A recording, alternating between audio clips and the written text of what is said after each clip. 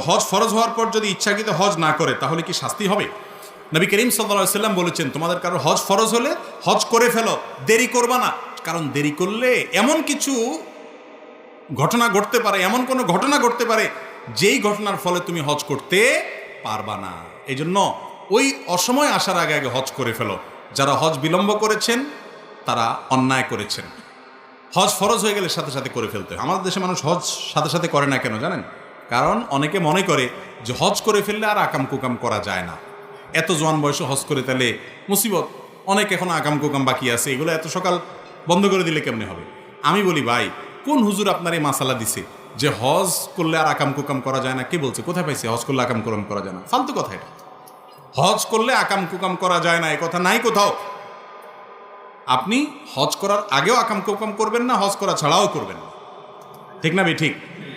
হজ করলে আর আকাম কুকাম করা যাবে না এর মানে হলো হজ না করলে করা যাবে, এর মানে এটা না। আসলে কি তাই?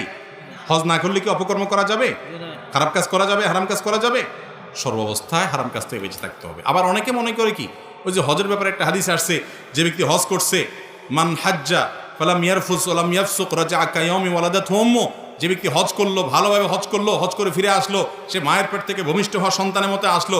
এই জন্য সারা জীবনে চুরি, ডাকাতি, দুর্নম্বরী, দুর্নীতি, মানুষের রক্ত চোষা, জমির আইল ঠেলা, তারপরে যে যত রকমের হারামখুরি আছে সব করে পয়সা করে কামাইয়া এরপরে বুড়া বয়সে রিটায়ারমেন্টের পরে সুন্দর করে টুপি টাপা লাগায়া সাদা কাপড় পরে হজ টজ করে দেখে যে সব ব্যানিশ করে দিয়ে চলে আসলো।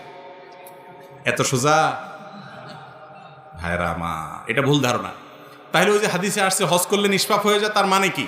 তার মানে হলো বান্দার হক যদি থাকে সেটা আপনাকে আদায় করতে হবে। আপনার ছোটোখাটো গুনাহ আছে, কবিরা গুনাহ থেকে আপনি তওবা করেছেন, তাহলে হজের মাধ্যমে নতুন খাতা করলেন আপনি।